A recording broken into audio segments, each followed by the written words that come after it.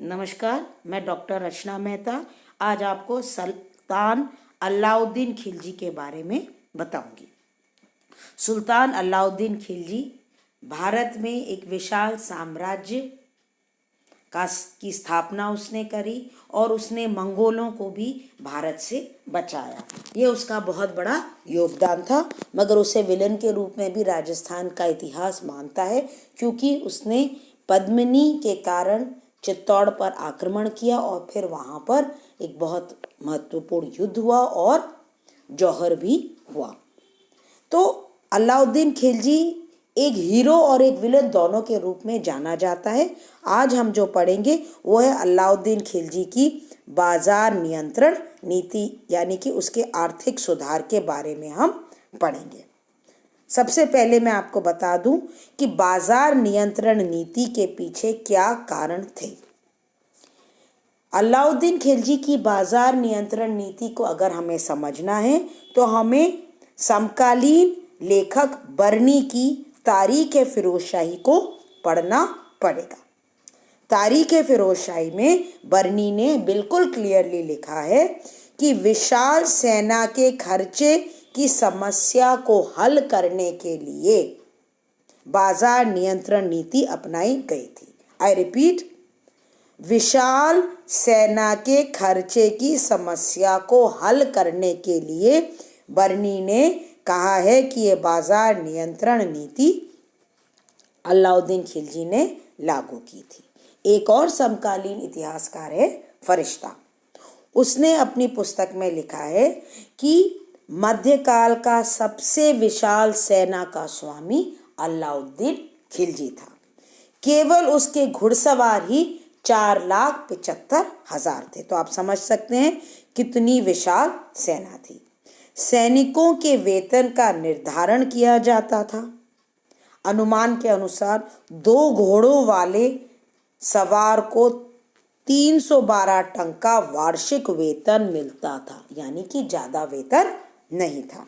कम वेतन में आर्थिक रूप से सैनिक संतुष्ट रहें, इसलिए दैनिक कार्य की वस्तुओं को सस्ता रखा गया और उनकी आवश्यक वस्तुओं के मूल्यों को निर्धारित किया गया था। यानी कि सैनिकों को संतुष्ट करने के लिए बाजार नियंत्रण नीति अपनाई गई थी। अब सेकंड पॉइंट जो हमको समझना है वो ये है कि इस बाजार नियंत्रण नीति का क्षेत्रफल कहाँ था, यानी कि क्या ये पूरे साम्राज्य में फैला हुआ था या केवल दिल्ली तक ही सीमित था। तो ऐसा प्रतीत होता है कि यह केवल दिल्ली तक ही सीमित था, और ये हमें किससे जानकारी मिलती है? बर्नी के वृत्तांतों से जानकारी मिलती है। ये जो प्रणाली थी उसका वृत्तांत और उससे अनेक ऐसे उल्लेख मिलते हैं जिससे यह लगता है कि संभवतः यह प्रणाली केवल दिल्ली में ही लागू की गई थी। अब अगला समय है कि उसका समय कब था। ये था 1303 में। शायद मंगोल आक्रमणकारी तरगी के आक्रमण के बाद अलाउद्दीन ने इसको लागू किया था। तरगी द्वारा दिल्ली का घेरा डाल दिए जाने के बाद बाहर से खाद्य सामग्री पहुंचना बंद हो गया था और इससे वहां खाद्यान्नों की भयंकर कमी हो गई थी। ऐसी स्थिति में सुल्तान ने वहां राजकीय भंडारों में खाद्यान्न एकत्रित करने एवं मूल्य निर्धारित करने का निश्चय किया था। उसने यह भी अनुभव किया था कि मंगोलों के आक्रमणों को विफल करने के लिए और राज्य विस्तार के लिए विशाल सेना रखना अनिवार्य है, और इसका व्यय वह तभी उठा सकेगा जब सभी आवश्यक वस्तुओं के मूल्य निर्धारित होंगे। तो this is very very important कि समय उसका है मंगोल आक्रमणकारी तरगी के बाद, यानी कि जब प्रॉब्लम सामने आई तो उसका सल्यूशन उसने निकाला। बिना प्रॉब्लम के हम सल्यूशन नहीं निकालते हैं।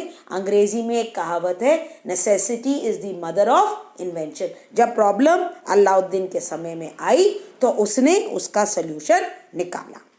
अब थोड़ा सा मैं आपको समझा दूं कि अलग अलग मूल्यों कि वस्तुएं क्या क्या थी और उनको किस प्रकार से समझा जाता था। सबसे पहले एक शब्द का मैंने प्रयोग किया है, जित्तल। इसको बता दूं, जित्तल तांबे का सिक्का होता था जिसका वजन, फरिश्ता ने अपनी तारीख फरिश्ता में लिखा है, 1 तोला था। और मुद्रा विशेषज्ञ नेल्सन राइट ने अपनी पुस्तक the sultans of Delhi their coinage and metrology में लिखा है कि यह लगभग 1 पैसे के बराबर होता था और 1 रुपये में आपको पता ही है 64 पैसे होते थे। तो जित्तल बेसिकली एक सिक्का था जो कि तांबे का था।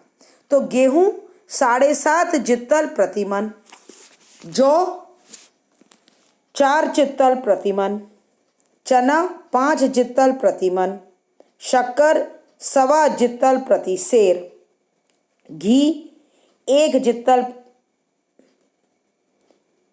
उड़द 5 जित्तल प्रतिमन, मोठ 3 जित्तल प्रतिमन, सरसों का तेल 1 जित्तल प्रति सेर। इसके अलावा जैसे चादर थी वो 10 जित्तल की थी, सूती कपड़ा जो था वो 4 टंके का मिलता था। अब टंका क्या होता है, ये चांदी का होता था। इसके अलावा अगर हम घोड़ों के बारे में समझें तो घोड़ों को 3 तरह से विभाजित किया था। जो सर्वोत्तम घोड़े थे वो 100 से 200 टंके में बिकते थे। दूसरी श्रेणी के जो घोड़े थे वो 80 से 90 टंके में, और तीसरी श्रेणी के जो थे वो 65 से 70 टंके में बिकते थे। अगर हम गाय का मूल्य देखें तो एक गाय 3 से 4 टंके में बिकती थी, जबकि भैंस 10 से 12 टंके में बिकती थी। अब आपको पता है गुलामों का उस समय अलग से बाजार होता था। लड़के गुलाम अलग होते थे और लड़कियां गुलाम अलग होती थी। अगर साधारण लड़की है तो 5 से 22 टंकों के बीच में वो बेची जाती थी, और अगर लड़की सुंदर है तो 20 से 40 टंके। अगर लड़का साधारण है तो उसका मूल्य 7 से 8 टंका होता था। अलग अलग बाजार अनाज, कपड़े, घोड़े, दास, मवेशियों के अलग अलग बाजार होते थे। ठीक है ना। इन बाजारों में फुटकर व्यापारियों की अनेक दुकानें बनी होती थी जहां लोग निश्चित मूल्य पर ही वस्तुएं बेचते थे। अब इसके अलावा बाहर से मंगाने की भी उचित व्यवस्था अलाउद्दीन ने की थी। फॉर एग्जाम्पल, दुआब से अनाज आता था और मुल्तान से कपड़े आते थे, और घुमक्कड़ व्यापारियों को पैसा दिया जाता था ताकि वो जाए और खरीदने के सामान लेकर आए और फिर उसके बाद उनको आगे बढ़ाएं। अब अगर हम देखें तो इस पूरे सिस्टम का एडमिनिस्ट्रेशन भी बहुत ही जटिल था।